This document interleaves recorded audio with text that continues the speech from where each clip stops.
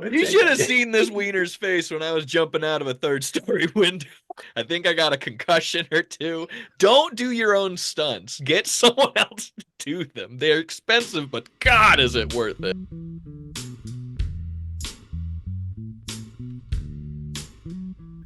Hello, and welcome to Indie Chat.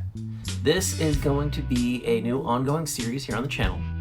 Tune in every Friday to see me have conversations with various filmmakers and all different stages in their career.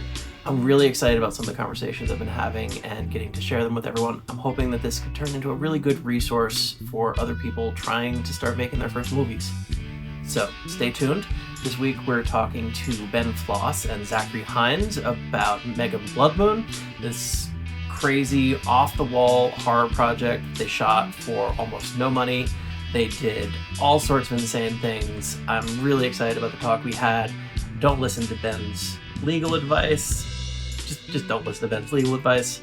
This is a pretty long chat. Get yourself comfortable and enjoy. All right. All right. Well, hi, Zach. Hi, Ben. Thank you both for coming on. I'm really excited to talk to you both today. I remember when you were both shooting Supermassive Blood Moon, and it was a really exciting project. I got to see you on set one of the days. I'd love to hear about how you're both doing and how the project's been going. Doing It's pretty okay. yeah, doing all right. It's Mega Blood Moon, but Mega that's Blood fine. Moon? Yeah. Yes. I wasn't going to correct you because I like you.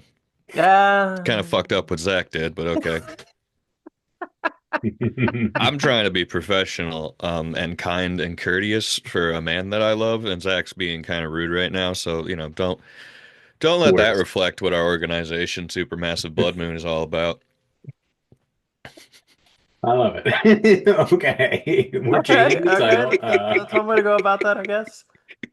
We're gonna retroactively change the title. It's gonna be great. Oh no, we're not doing that. We spent money. Yeah. Yeah, that stays and dies here.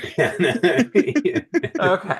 Uh, um, so you guys, you work below the line a lot, same as me. I know you both have done a lot of filmmaking on your own. I'd love to hear a little bit about how both you kind of found your way into the industry and what you do and what you're trying to aim for. Uh, Maybe we start with Zach and then we can have Ben and we kind of just go from there. Sure. Yeah. Um, well, I got in the industry. I mean, from when I was a little kid, I had a handy cam and would make little movies here and there. So film school was kind of a no-brainer. Went to Syracuse and then struggled real hard to find work in Connecticut in the film industry, and then eventually just came out here and it all started rolling. Nice. I should mention you're both LA guys, same as myself. So I know you kind of both came up through the LA film scene. Ben, how about yourself? What was your background? Uh, Pretty similar. I mean, I grew up in a pretty small town in rural upstate New York. Played a lot around a lot. Wasn't actually sure if I wanted to do film. I originally pl applied to film school just to see if I could get in, but I also tried to get into law school, so I wasn't entirely sure of what I was going to do with my life. So film school is just because law school wouldn't put you in. Oh no, film school because I got a scholarship to go to film school, so that's why I Hmm. ended up doing that. There you But you Because go. I got into was, law school? yeah, I did actually. That okay. I mean this in the most positive way. That really surprises me, and yet Surprises doesn't at the same everyone, time. turns out. No, I actually got into law school, but I got a financial aid and scholarship to go to film school. Otherwise, I was probably going to join the military. Oh wow. But As a lawyer? they need them. I Have want to gun be a will drone sue. lawyer. I've seen JAG, sure, yeah. Drone law. Okay, so that's your TV show project you're doing as the follow up, I guess. That's our Drone law. procedural. Yeah. But while I was in high school, I started, taking some under the table jobs, filming stuff and editing stuff, because turns out in upstate New York, there's not a lot of people doing editing and filming in the rural side of things. So I had been freelancing and working as a janitor at the same time, just kind of bouncing around the Rochester area. got some jobs in some other places. When I went to college, I started freelancing more in Boston and New York City and sometimes in the Chicago area. And then a buddy of mine got an internship out in LA around the same time. I was trying to figure out if I could move to New York City. And so I was like, okay, I'll just go with you to LA. How's that sound? That sounds great. Packed up one little tub of all my belongings. And then my third week in LA, I actually met Zach. He was the first person to help me get a job out in LA.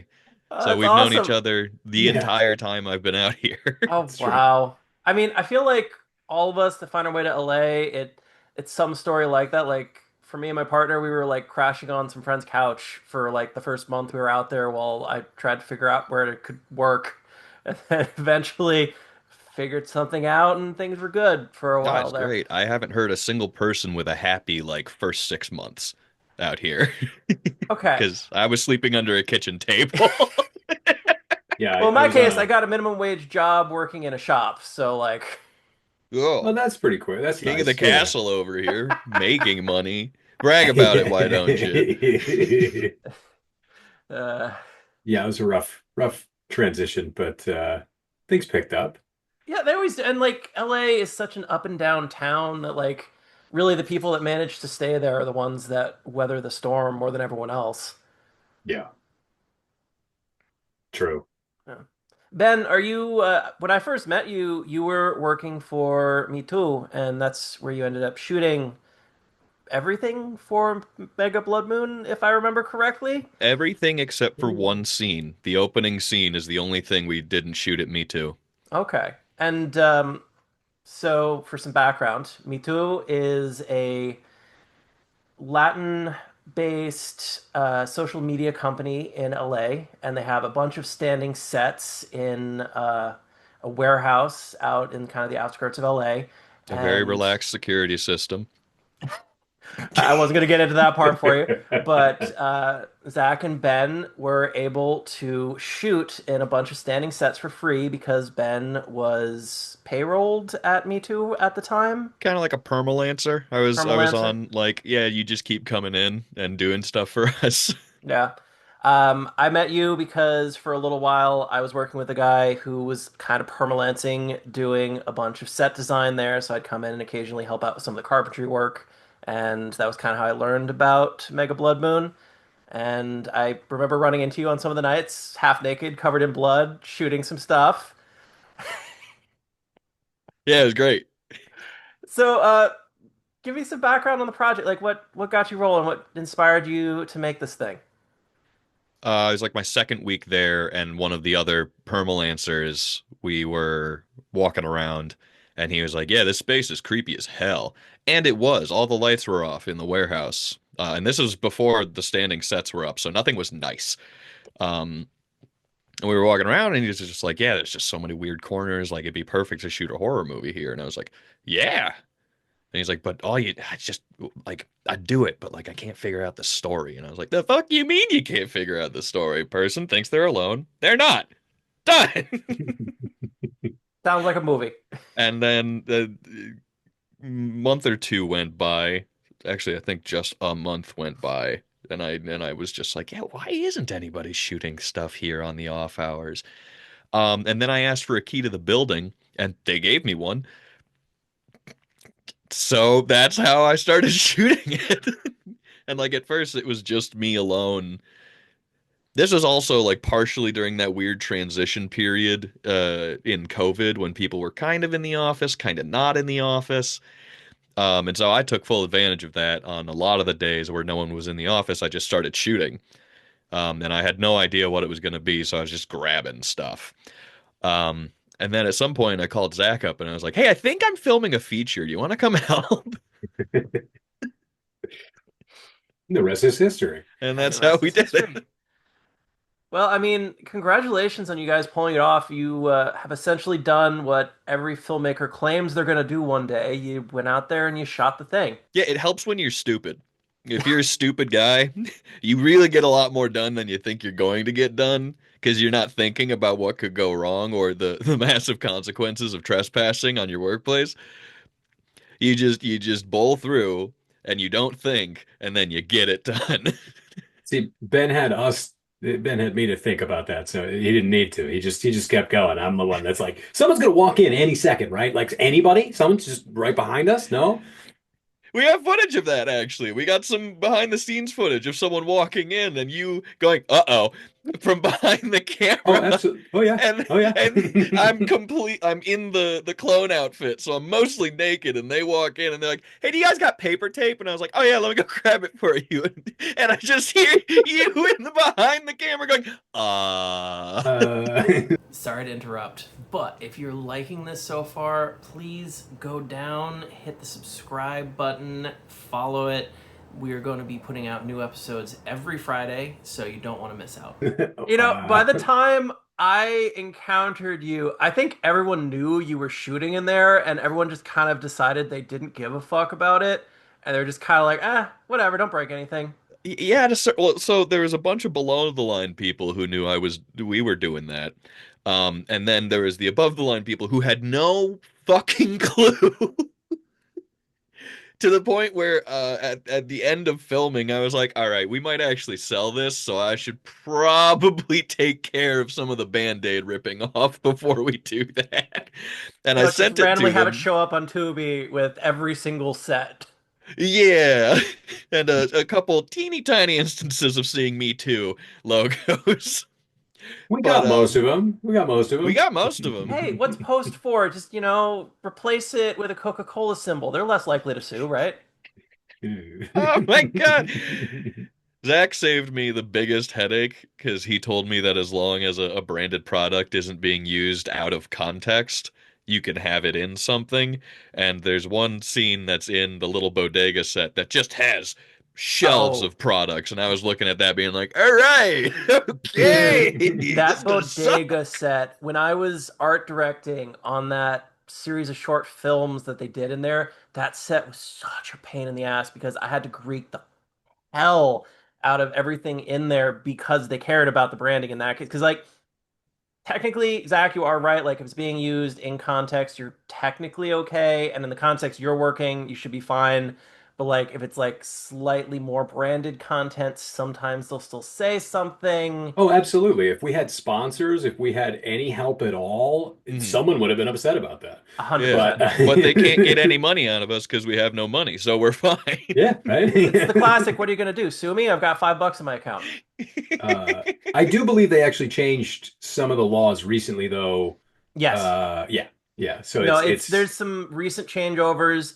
Uh, I'm not a lawyer, so I'm not going to fully speak to them. But last I heard, one of the ones that's a lot easier now is books. Like you don't have to worry about book branding quite as much as you used to. At least that's what I've been told multiple times by clearance guys. hmm. Um, but like it's kind of one of those ever evolving things, and it also depends on like who you're working with. Like Netflix, from every reported person I've worked it with and the few times I've been in the place to kind of have something to do with it, Netflix doesn't care about branding. They're just put it on there. We'll deal with it later if someone has a problem with it. Yeah, they're not a legacy company, so and I think that's a lot of the movement as well, is just that so many of these companies don't have the same kind of associations that you would with television or studio films. So it doesn't matter as much to them. If anything, from what I've heard recently, that a lot of the Greeking is done so that you do it digitally so you can ungreek it later if someone wants to give you money to help the film.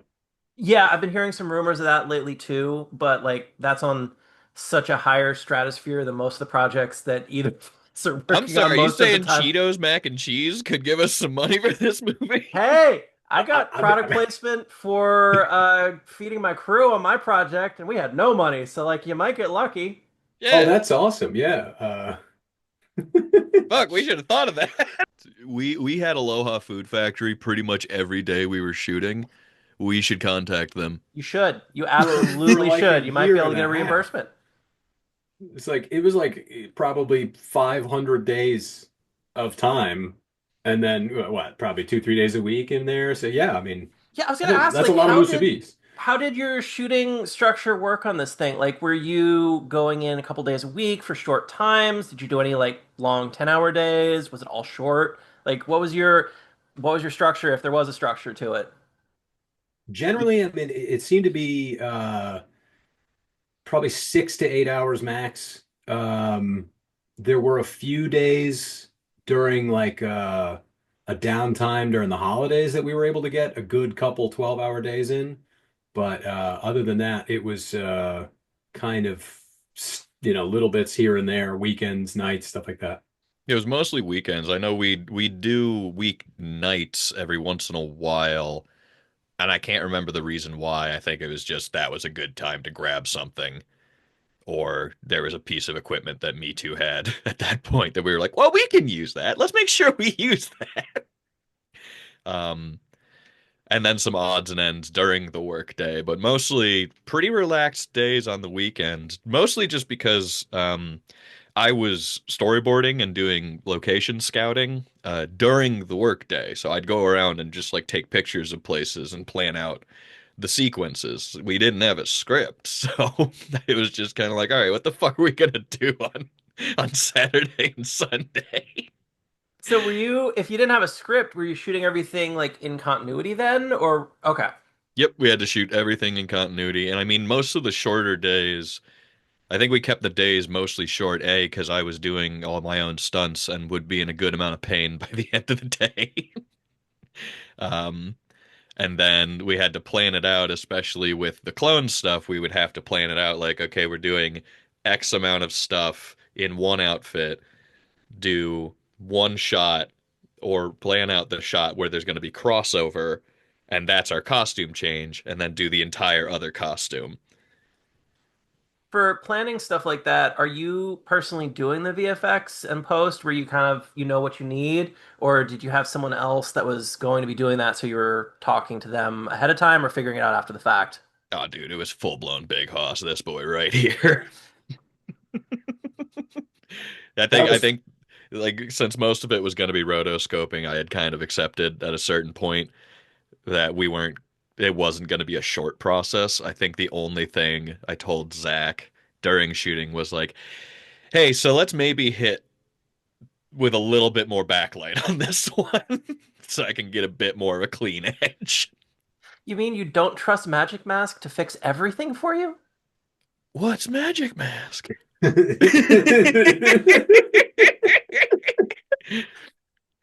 God, Uh, Magic Mask saved me so much time on like 30% of things, and oh, then the rest was just like, fuck me, all right, time to do 18 masks. yeah, I have a couple sequences I'm working on that I'm just like I have some pain ahead of me and I can sympathize on that because sometimes you get lucky with Magic Mask and it works just the way you need it to. And then sometimes it will just be flickering for the entire shot and you just have to do every frame the old school It way. just turns back into the old school way at a certain You point. might as well be with an Exacto and celluloid again because there's really no difference in the process at that point. I know there was one shot we used a blue screen, and that's the only time we used a blue screen. yeah, everything else was done practically or slight rotoscoping. That was pretty much everything, right? Yeah, I mean, outside of that one blue screen, there was nothing else that was done like fully digitally. I mean, no, there was one other point of blue screen that was for the head melt, but that was because we needed to get that element not in the studio. Because can I say his name on here? Does he care? A person whose insurance was at stake asked me not to set things on fire in the studio. We pretty much listened. Pretty We much. pretty We much listened. almost listened. Pretty much. We 75% almost listened. Hey, it's already done, so you don't have to worry about the legal ramifications anymore. You didn't burn the place down. He didn't No, see it, and no. one of the higher ups of the studio also didn't see it, and that guy was in the building, so all good. It's Uh, fine. And that guy signed off on it later. We're And he great. signed off on Everyone's it. That was good. the best Everyone part. loved I it. sent it Yes. to him Yeah. after the Yeah. fact and was like, "Hey, can I have permission to have shot here?" wow. And That they that is a watched the movie. ballsy move after the fact, being can I posthumously have permission for what I've already done here? I mean, shit. See, that's the fun part of being stupid. At a certain point, you also got to be brave. True, true.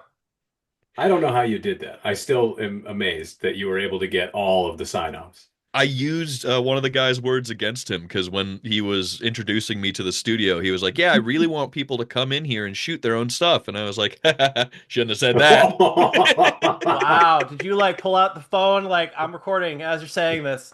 Well, when I was sending it to him, I was like, "Yeah, like you had said that you want people to come in and shoot their own stuff, and I was just really inspired by you giving us that kindness. So I figured it'd be really great. And if he sees this, oh, I'm in trouble. So in Oh, I'm in essence, trouble." he gave you permission. He just didn't realize that he gave you permission. Yes. Okay. Another lesson for filmmakers: use anything anyone says against them. Hey, I mean, the police do it. It's fine. Yeah. I'll take this moment to say I'm not advocating breaking the law, but it can be sometimes hilarious to hear other people's stories about breaking the law. Yes. Quinn is not Hilarious. advocating for breaking the law. I, however, if you happen to see something fall off a truck, it's yours. You've been in LA too long, man. Yeah. Ben brought this to Los Angeles. This was not something that he had learned here. Oh, I was gonna say LA had no influence on my clandestine behaviors. good to know. Good to know. Admissible evidence being admissible evidence. I'm having a great time here. There you go. There you go. Well, a lot of what I've been trying to feature on this channel in general, and especially with the series, is just people who are going out and making projects, especially during this time when like a lot of like more legitimate studio projects just aren't happening.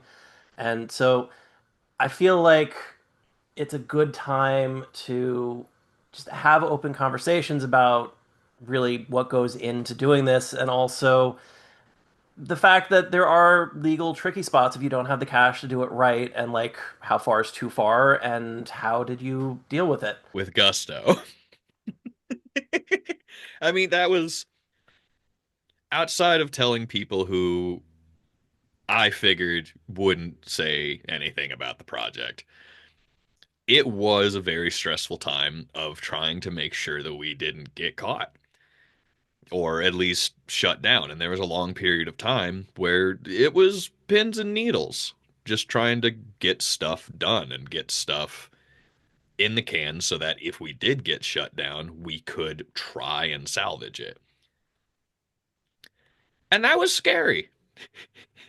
I don't think that there was a good chunk of time where me and Heinz and Lipton were like,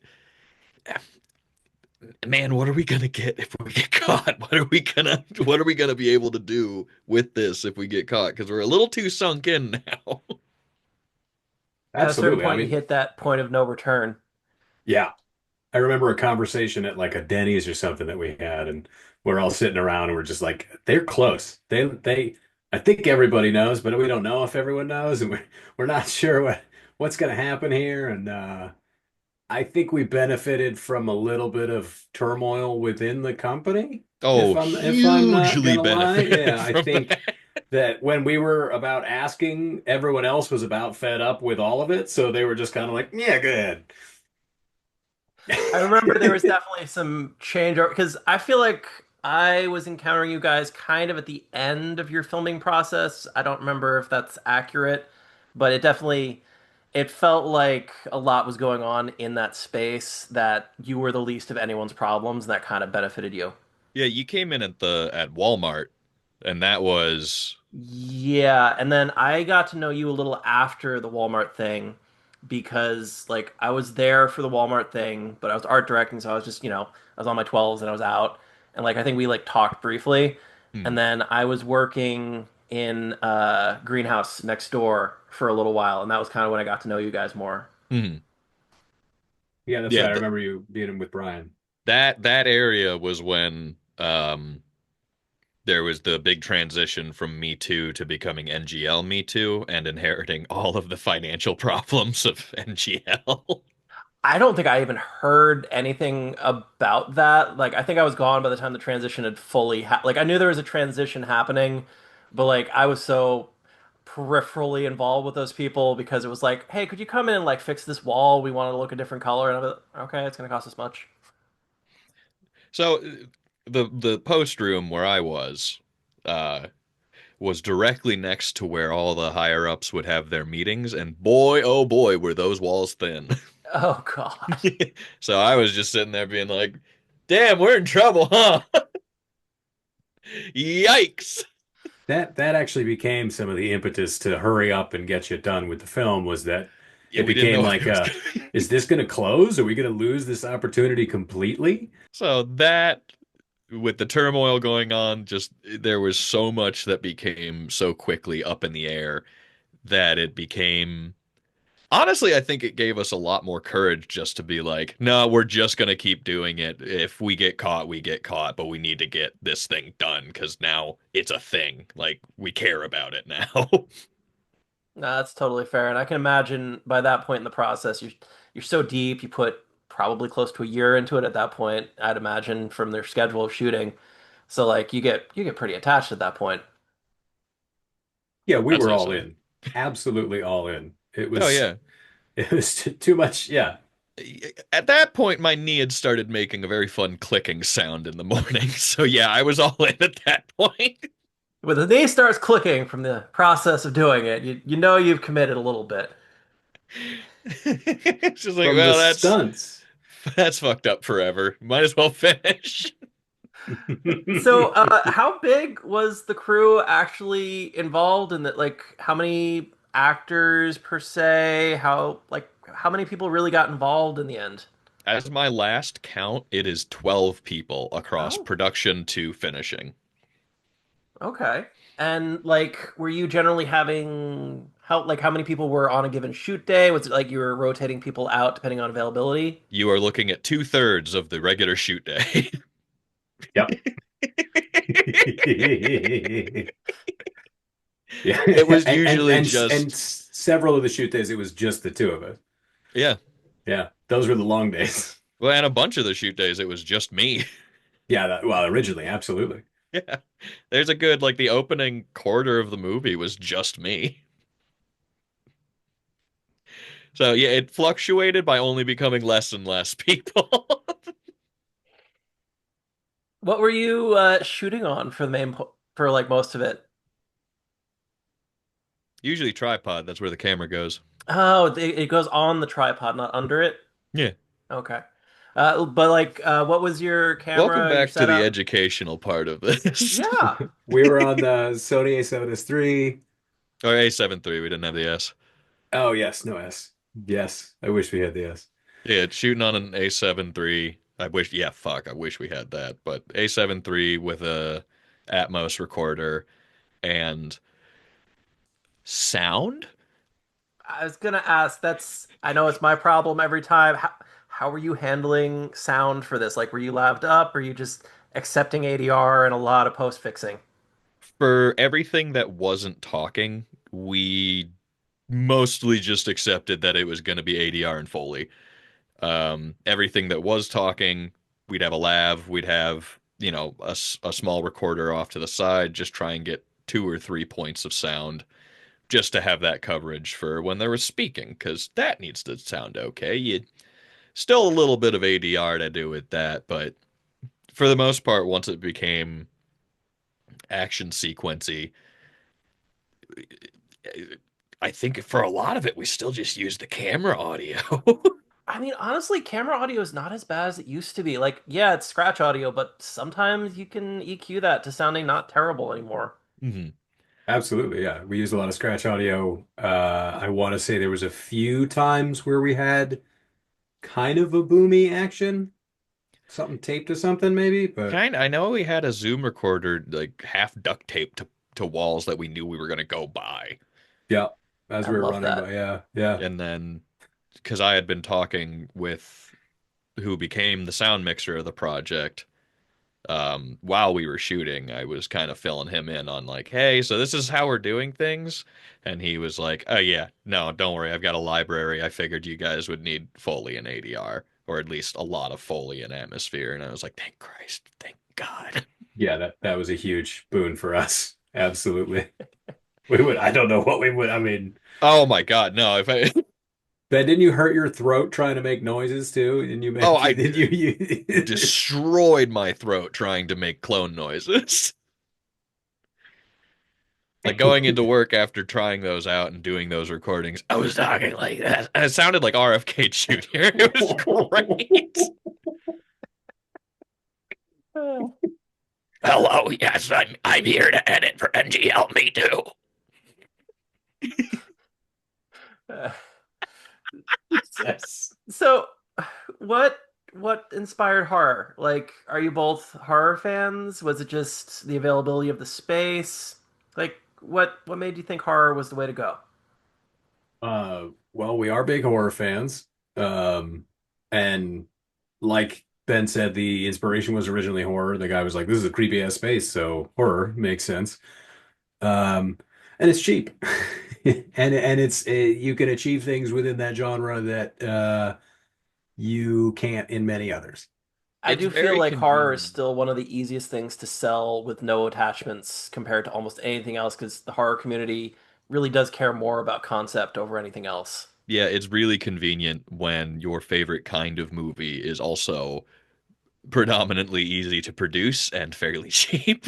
So it's a weird feel. I mean, I have this weird feeling where it's like, damn, am I really going for this commercial kind of, low budget horror aesthetic? And then that's really overridden by that's what I like. That's the thing I like. I mean, that's the perfect thing though, when that's what you're passionate about and there's also potentially a market for it. How often does that actually happen? Yeah.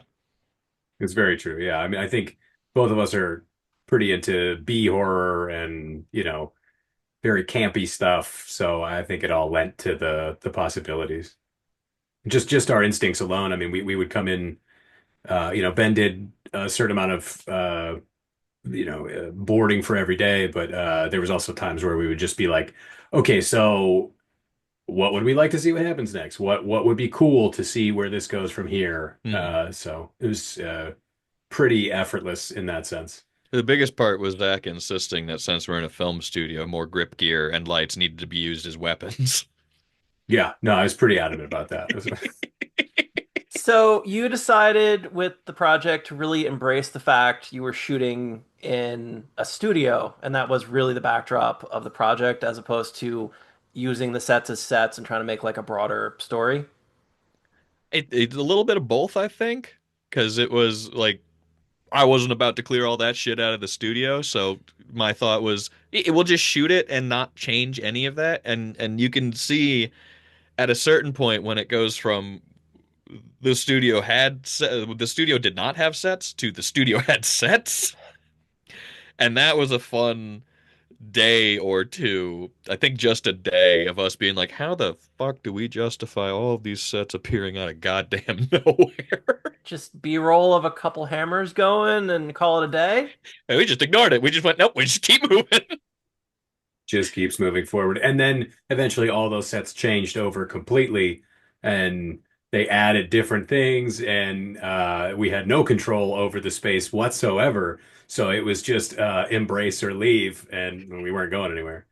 I think the biggest moment was we walked in because had gone, I was off. I'd left town for a month to attend both of my brother's weddings. Uh, and I think it was you who texted me, "Hey, so the studio's changed." And I was like, "What Yeah. do you mean it's changed?" And you were just like, "You'll see when you get back." Walk in, there's a 30-foot wide LED wall, there's sets all down everything, and it's just like, "Ooh, doggy, all right." It just kept expanding too. Like it seemed like there were more sets in the back. There was like more going on that we had to deal with, which was kind of interesting because we were able to expand our space a little bit, I think, because of that. But I mean, I think it only actually helped because now a bunch of people now who have seen the movie are just like, yeah, this thing's huge. Like, how'd you find all these rooms? This place is massive. It's such a labyrinth. And I'm like, it's two rooms and we tried our best. yeah. See, I'm a huge fan of doing that, of like really shoot your space in as many angles as possible so that you can just make it feel like it's this place that just goes on and on and on. Well, and that's part of the fun of that limitation of having a small space is finding the sets within the set. So being like, okay, this little area, here's its little contained story. But we can move out of that area and create a whole new story. Like if it's a living room and a kitchen, you have the kitchen. That's one area. That's where the kitchen stuff takes place. Break that off into its own little story, really give it its own character so that when you move out of it, you feel that you're moving into someplace different and not just in the same room. At that point, it's almost like you're treating each place like its own short film that's all tying together. Hmm. I think another thing that benefited us was that a lot of our action pieces take place in kind of a central area. So every time we leave that space, it feels different. It feels foreign. Wait, I actually have a question. Go for it. Is this going to mess with your continuity? Oh. Maybe maybe a teeny bit, just slightly. Uh, it's okay. I got like cameras over here I'm cutting between. I'm sure no one will notice.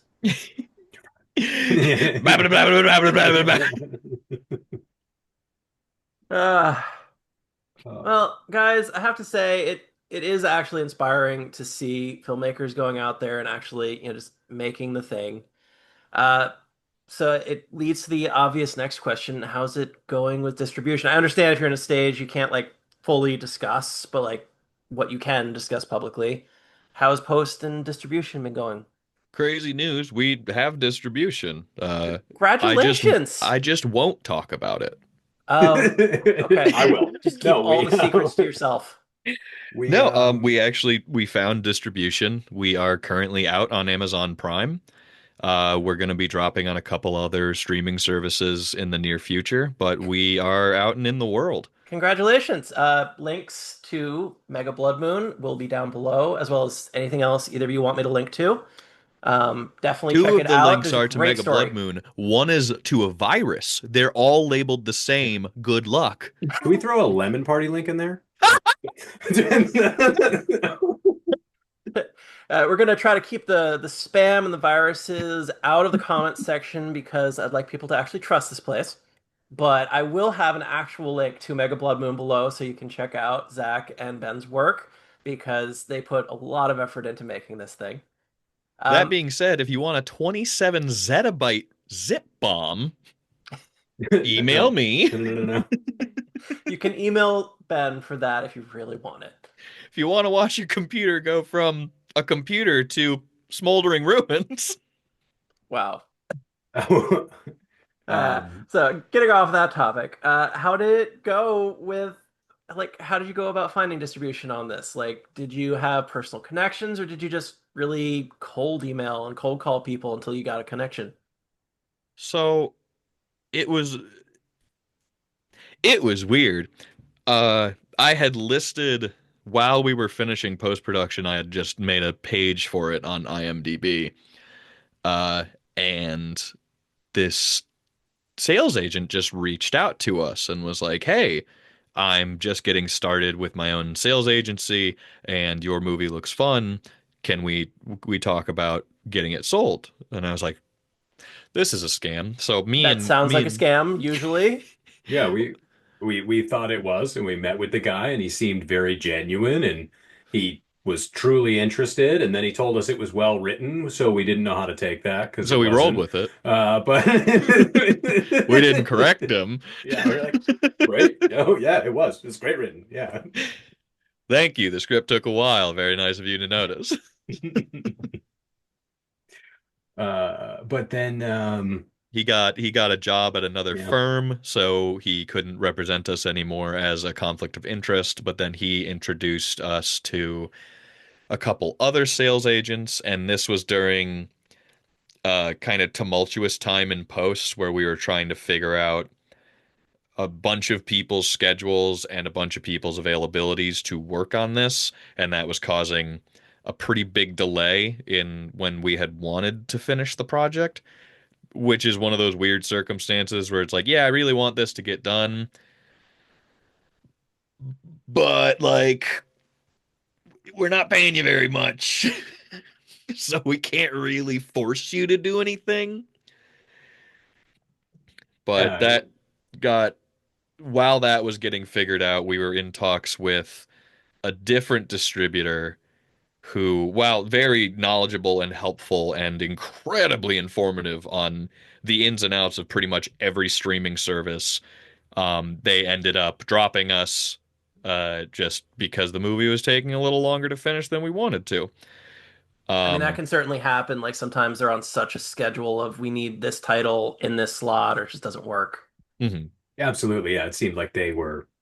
It, it was interesting because the guy reached out to us. We weren't anywhere near done, Yeah. and then he introduced us to a bunch of other people that were like, "Okay, so where is it?" And we're like, "Well, no, it's still not done." And they're like, "Okay, sure. So let us know when it's done." And then they would introduce us to somebody else. It just seemed like everyone was like, "Okay, now we hand it to us," and we're like, No, hold on." Well, and But so the movie got finished late November, December 2024. And getting everything ready to pitch it to sales agents and distributors. Um, and then the fires hit, and I Oof. needed to evacuate my house. And so I grabbed the drives that the movie was on and me and my wife had to go to a hotel, like way down south to avoid the fires. And while I was in the hotel, I just shot an email out. I did a little research on some of the other people that were suggested by this guy, and I landed on Indie Rights, they're pretty good. They've treated us pretty okay. But landed on them, just shot them an email from this hotel, and they were like, "Yeah, we want it. Send it to us." And I was like, oh no! Now I gotta get all of this stuff prepped. I'm working off of my laptop in a hotel room trying to get all of this shit ready. Oh, that hurts to think about. So not only were me and my wife like, we might not have a house to go back to, but it was like, I guess I'm selling the movie. So, six of one, half dozen of another. It was an interesting situation, but landed with indie rights. Um, they're definitely they're an interesting distributor, mostly because their situation really caters itself more towards, and I saw this as a really good thing. They cater themselves towards zero budget projects. Like they're a good first landing spot and a really good connection for zero budget projects. They give a really good rate to filmmakers, which is what brought me into it brought my interest into them. Uh, Initially was like, oh, whoa, you were way better for me financially than pretty much every other option. Well, that's the thing when you're doing a no budget project, the amount of money you're gonna make on it is so freaking low that if you go with like really traditional distributors, you're gonna make like literally pennies. And yeah, Yeah. I so mean, like if it's set up for India, it kind of makes sense that they're going for like a slightly higher payout, so it's a little bit more equitable. yeah. Yeah. Indie Rights is what? It's like 15% less than most distribution. Yeah, no, they have a Yeah. 20%, 80% split, where Oh most other wow. people I was talking to was like Yes. 35, 65, yeah. 65. Yeah, that's more what I've heard from most people is like 35, 65, even as high as like 45 if it's Yeah. like a Yeah, particularly shady one.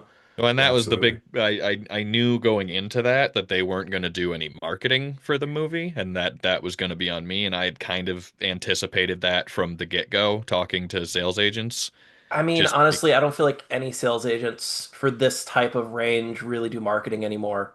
well, No, that I or it's mean, either like it's stuff you can actually just find on your own. Like I'm kicking myself because for a lot of the marketing, I was just behind the ball in terms of finding people from the outset of the release.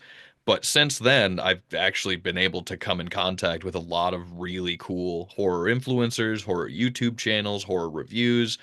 And I'm glad I'm taking the time to do that and I'm not rushing to just shove, like I didn't have to rush to shove everything out the door because that would have fizzled out. Probably would have gotten a bit more of an immediate response, sure, but now like just looking at what metrics I can find, because Amazon is a little stingy when it comes to giving out its information, I've found out. Well, I've yeah. definitely heard that from more than a few sources. But like looking at IMDb, looking at review aggregates, it's kind of a nice little dip and rise going on. And I like that there's this consistency that's happening from doing my own marketing instead of relying on a sales agent or a distributor to have to be like, okay, we did all the marketing and now it's out. Okay, bye. Good luck. Yeah, the other thing was I found originally when we had the original sales agent who was looking to sell it as a whole, whole package kind of deal, he seemed to be dissuading us from leaning into the independent angle, from leaning Yeah, into he was kind of more like, well, you don't want to say it costs too little or you don't want to do this. There was some saving face he wanted us to do or something like that. And it was, I mean, I felt that and I think we have proven that the independent angle of this is definitely part of the film. See, I feel like when you're doing something like this, the rough edges are what you want to advertise because if you try to go out and like say, I made this at a studio scale, people are going to be expecting a studio movie, which is not what you're going to get with a no budget independent film. And there's a very dedicated group of people that love watching low budget independent movies because of how raw and rough they are in ways. And that's like everyone, like no matter how well you do it, it's got those edges, and that's kind of the beauty of it. definitely. I mean, a bunch of the reviews we've gotten so far for the freelancer have almost explicitly highlighted the how we made it sort of thing. And like, yeah, it's indie-rific. Yeah, it looks like an indie movie. It doesn't look like the kind of movie you would get from how they did it. Yeah, that's my biggest sense of accomplishment in this is that coming together, we made it for next to nothing, and it looks like it actually had a budget, Yeah. Yeah, that a to me, decent that's a budget. huge victory because like if you look like you went out with, like a decent amount of cash, not like unreasonable, but like had an actual crew and actually shot on a schedule, like that's a huge victory. That was I met someone who had seen it at a party who I didn't quite know, but they were like, "Yeah, man. I mean, it doesn't look like huge budget, but it looks like you really used like everything you had. Like, what was that? Like 150, 200K?" And I was like, "Yeah, definitely. Uh-huh. Used every cent of it." Yes, I totally put $250,000 into this movie that only cost whatever I cost.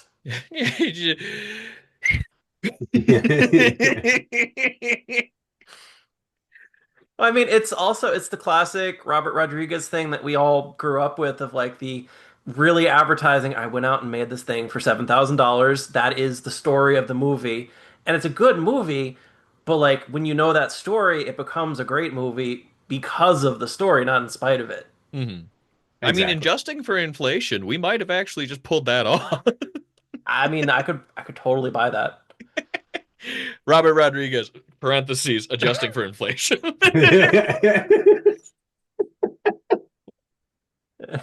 That Uh, seems like the general goal of the film industry these days is adjusting for inflation. This almost makes sense. This could make sense. Uh, But like I really hate it. Not to jump topics, maybe not jumping topics, but I really hate it when people say that they have that movie that they want to make and they just need that $500,000, that $300,000 to get it done. And not against them. I hate it because it's a weird attitude that's impressed onto people who want to make their first movie that you need to have a massive dollar amount. What you need to have is luck. Is a stupid amount of luck and the drive to maybe get in trouble for doing what you want to do. and you also need to be able to, accept the happy accidents. You can't be too rigid with what you're making at that low a budget, and it just embrace all opportunities. it's the art of Um, rolling with the punches at that Yeah. point. And you're gonna get Absolutely. a lot of punches if you're a nobody. It's all punches. You're kind of just getting jumped. Yeah, Just getting jumped exactly. for about 2 years straight, and Yeah, then yeah, maybe you end yeah. up with a film at the end of it. Yeah, And hell, maybe some precisely. pocket scratch. Who knows? I agree with what you're saying there. I know a lot of people. It's the film school mentality. It's the people that came up in the studio system. I'm certainly guilty of that myself. Coming up in the studio system of like a large crew, everything running on a schedule, and you need a certain amount of cash to do that. And if you're making a movie with a bunch of professionals, you need a certain amount of cash to do it right. It's absolutely a thing. There's no way around that. You can't fudge the numbers at a certain point. But there's a big difference between making your first movie and just making something that you're proud of with your friends and getting out there and doing it and trying to make a studio picture because those are two completely separate worlds. And I think more Hugely. people should do their independent, small, personal pictures to learn how to make a movie before trying to spend that much cash on something.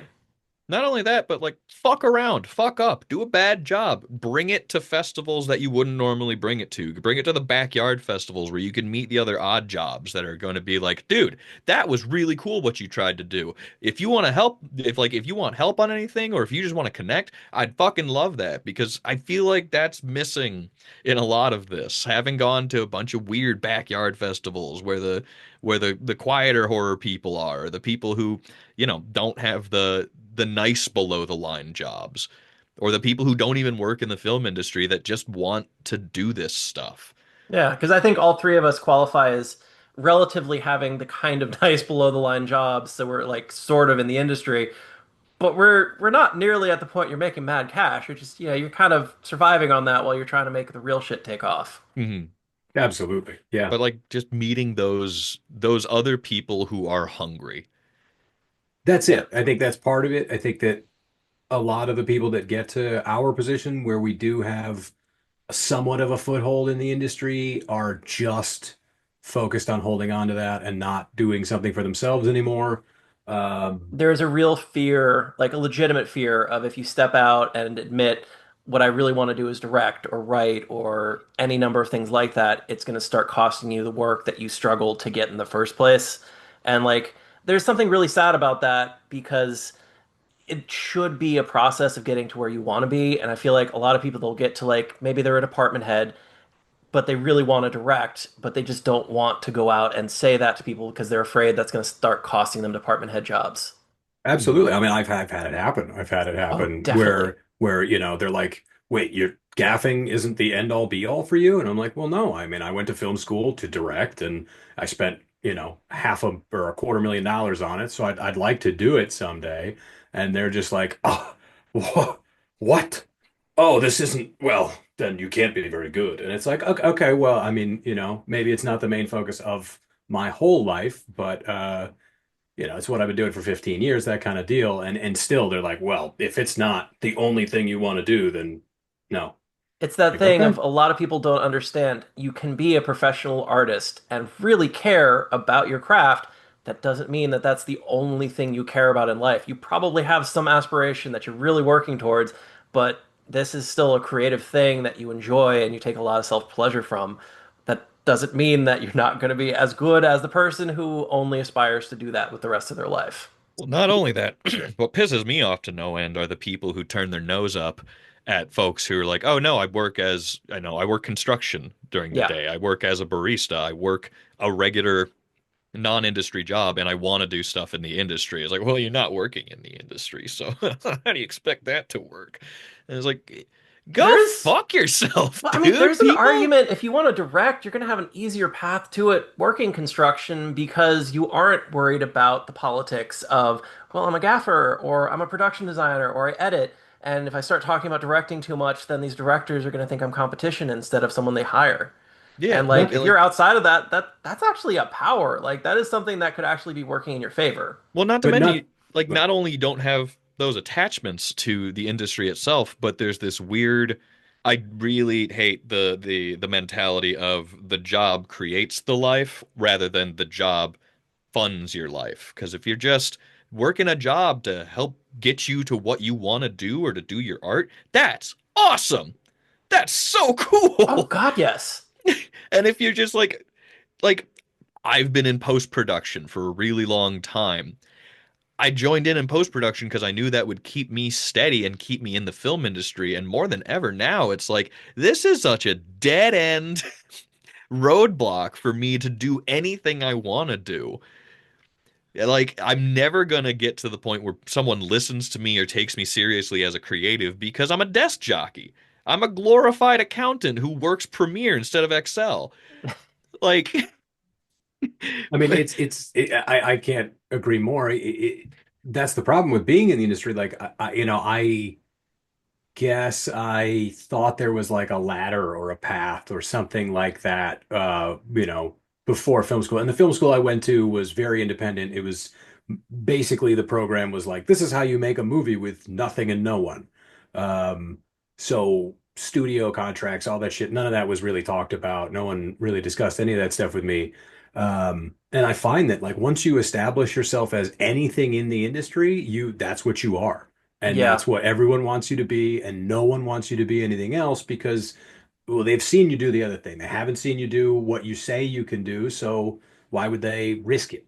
Yeah, no, it's absolutely a thing, and I feel like we've all kind of been sold that idea of there's a ladder you climb up, and I feel like film schools, a lot of film schools are kind of guilty of that in ways because there was a time when like studios hired everyone in-house and you were a payrolled employee, you could really climb your way up the ladder to pretty much any position you want with enough effort, time, and Yeah, meeting the right people at the right times. Now you really do have to figure your own way into position you want because if you don't, no one's going to help you get there. And frankly, most people don't want you to do it because then you're just more competition at the top. And there's so little work happening right now. Most directors don't want more directors coming in because they're already struggling to get the five jobs that exist. hmm. for certain. Yeah, I mean, especially now, the competition is more cutthroat than it's ever been. Oh God, Oh, don't even get me started on post-production. It is a nightmare right now. art is dead. Like literally, everyone I know is just struggling for the few jobs that exist. Anytime something comes up, everyone pounces on it, and you know who you're competing against. Like it's literally people like me that are like middle of the road, art rats competing with guys that usually do Marvel films. Who you're gonna hire? Just plain and simple. Who you're gonna hire? Precisely. I mean, it's the same thing in my world. I'm non-union, and when the union guys aren't working, that's when I'm not working because they they take the non-union gigs. Just because, I mean, you're like, oh well, if you're union, you have to be better. Oh yeah, that happened like 2 years ago when the real slowdown hit. All the union designers started taking what was usually non-union work, and then guys like me, who like I kind of drift between production design and art directing, I was kind of out the door because even though I'm union, I don't have a lot of those contacts. So they're hiring their art directors, not the random guy who does this all the time. And it's become this kind of weird vacuum because all the projects that usually keep everyone employed don't exist right now. It's awesome when union cinematographers or union camera people, because color correcting has become very commonplace. And as someone who's done specifically color work, it drives me up the fucking wall when camera people go like, no, no, no, I've got Da Vinci. I'll just throw a LUT on it. I know what I want it to look like, and it's like, okay, bye then.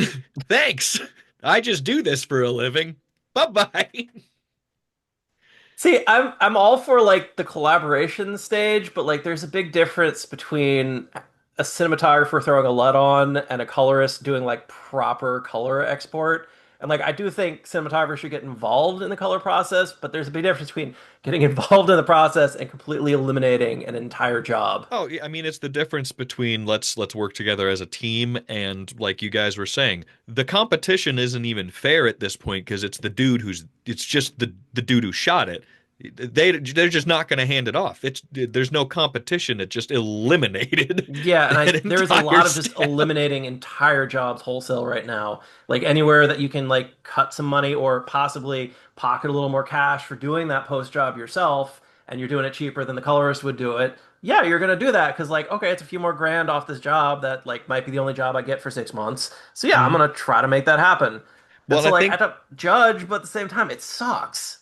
it does, and I think we're starting to see or have been seeing kind of to circle back. a little bit in the conversation. I think we're starting to see a lot of film people come to that reckoning of like, oh, I gotta get an outside to the film industry job. And it's like, yeah, that's what everyone does.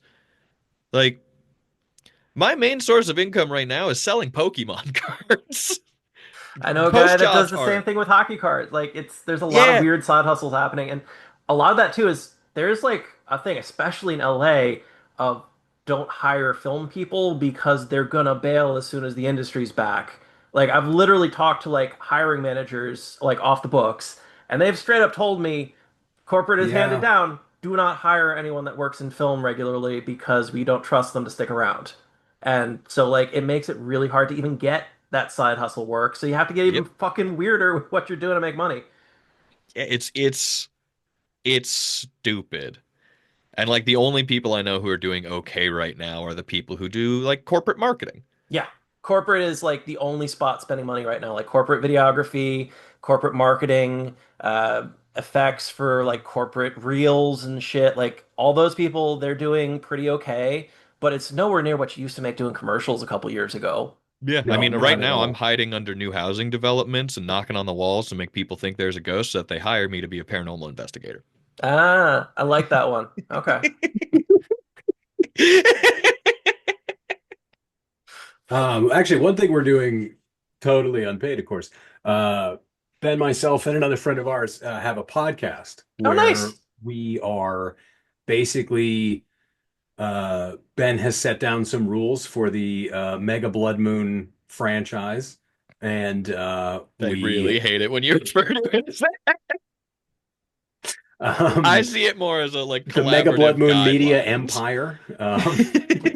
Well, the whole point behind Mega Blood Moon is to get people together to do that. No, let's just make shit. We don't need permission. We don't need to go through any other system. Let's just get connected and make the shit ourselves. Yes, I mean that's largely the point of it. And basically, what we do is in each episode we sit down and pick a random title or idea, and then completely outline it within the 90 minutes or 2 hours or so. And we'd like to extend this to you if you'd like to come on. Sure. I'd If love you to do could, that sometime. And send me links. I'll put it down below so people can check it out. Fantastic, cool. yeah. Yeah. Awesome. And like that's the whole point of the Mega Blood Moon project is like, hey, here's a challenge. You got 70 to 90 pages to write a script. You get one draft. So the minute you type the end, that's it. You're done. Budgets whatever you have in your pockets. So write write accordingly. And the moon has to blow up at some point. So there's the challenge. You want to make a low budget movie that's just fun? Let's do it. It's like Lars von Trier in Dogma 95 without the abuse. Yeah.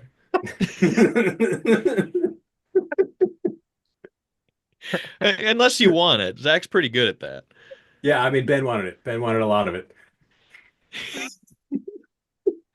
Uh, To make some of the trailers, I've been looking back through some of the clips, just of you beating the shit out of me, Oh yeah, yeah. There's several. Yeah, where I'm just bashing you in the face with a tennis ball on the end of a stick, or kicking me in the head just or straight. pushing Yeah, me. yeah, yeah, yeah.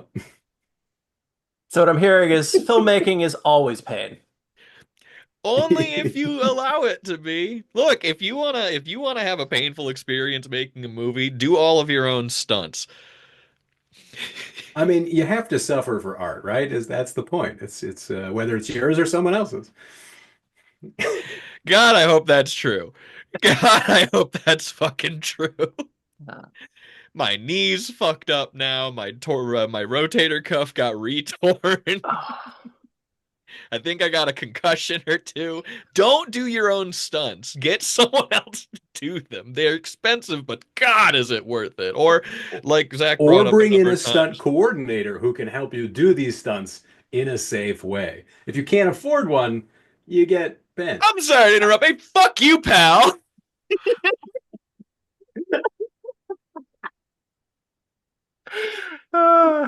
It's You should have it, seen this wiener's face when I was jumping out of a third story window. oh God, I wouldn't have let you do that. really didn't want to. He tried to stop me. I couldn't fit out the window. Oh God. Oh man, you Yeah, are with all of this, insane. if you end up rewatching the movie or watching the movie for the first time, you're gonna look at a bunch of hits and thumps and go, "Oh God, he just did that! Yeah. Oh Oh, God, that was what a wow. real. Oh, that moron!" was really real. Well, on the final note of pain and resilience in independent filmmaking, I really want to thank both of you for coming on today. I'm so happy to hear that your project got out there. It was really inspiring to see you get it made, and I love seeing people getting out there and making stuff, especially right now where there isn't much going on in the mainstream we all usually work in. So it's nice seeing people doing what they can while they can. Man, I really appreciate that. Like, well and truly, it's really nice to hear that. It's a sense of validation that you really, when you sit with something and you've rotoscoped yourself and you watch yourself hurt yourself, that is a sense of validation that is so deeply meaningful. And honestly, thank you so much for trying to highlight these stories and for bringing us on. No, seriously. And if you know anyone else that, has made similar types of stuff, feel free to send them my way. I really want this to start being a place for people to be able to talk about stuff like this and the projects they're making while they're out of work. Especially, there are so many filmmakers below the line, above the line that they can't use the methods they're usually using. They're used to having these big budgets. They're used to making projects that are like more legitimate studio projects. And I feel like a lot of people are trying to figure out just how to keep being artistic and making stuff while the money's not there. And I think there's something kind of beautiful in that because it's a lot of people saying, even if I'm not getting paid to do it, this is something that I really care about. And that's kind of cool. Absolutely. Yeah. I mean, I can't thank you enough for having us on. I think this has been pretty awesome, and I think that it's fantastic that you're shining a light on independent cinema right now. I also feel like, I've seen a lot of argument online recently about what is independent cinema. Is a $7 million budget an independent film? Get Um, fucked. Get well, fucked. Okay, I'm gonna I say mean, I if fall you on the get, side of yes, if it's not directly financed by a studio, it's still independent film, but there's a difference between low budget independent and independent. Because if you're saying it's an independent film, bottom line, all you're saying is, okay, a direct studio did not finance this. yeah, So yeah. like, I yeah, mean, if you have some multi-billionaire that gave you $100 million to make an independent film, still independent. That's independent. Yeah. yeah, technically independent. Yeah, yeah. I think that's the big confusion between independent and low budget and whatnot. But I feel like now with studios the way they are, with the rise of AI, I think pretty soon we're just going to see you're going to have either the $1 billion budget stuff that is supposed to come back and bring in twice as much money, or you're going to have nothing. I'm Um, curious to see if that turns out to be true because I'm seeing a yeah, lot of stuff supporting that, and then I am talking to some producers that are kind of implying there's whispers of that mid-budget maybe making a comeback.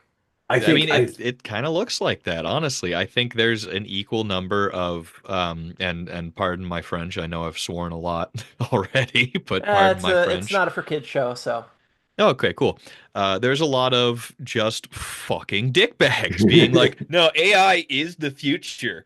It is the future. You can do anything with it. I can make a $500,000 blockbuster movie.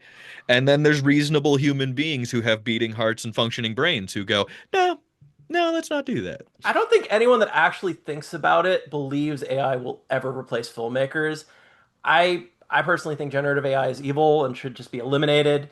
I know the likelihood of that's low.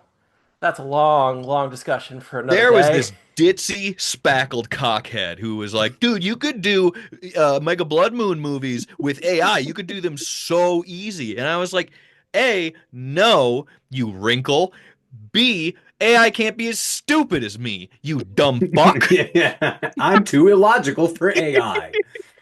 They See, need that's the patterns. real defense right there. Humanity, too illogical for AI to ever overtake. AI would try and justify story elements. Uh, They don't have the No. bold-faced lunacy Um, I have. I don't think it'll replace actual filmmakers anytime soon. I do feel like writing may be going away. I feel like it is VFX going to hurt post-production post, stuff is is for going sure. is already being hit It's hurting Um, really art hard. hard because most of the pre that used to be like illustrators and concept artists, it's getting handed off to AI. I think it's stupid because it ends up meaning you spend more money during production because what AI turns out often can't be built physically. yep. So like that's a whole problem right there. For sure. Yeah. I mean, as far as lighting goes, with the advent of the volume or the LED wall shooting, and then new AI programs, like I fear that a lot of that's going to go away as long as you have the ability to shoot on a studio stage or sound stage. You can do so much with those walls, I mean, and pretty I Yeah. soon see they'll be it mobile. almost And as the same thing as what happened at the start of streaming.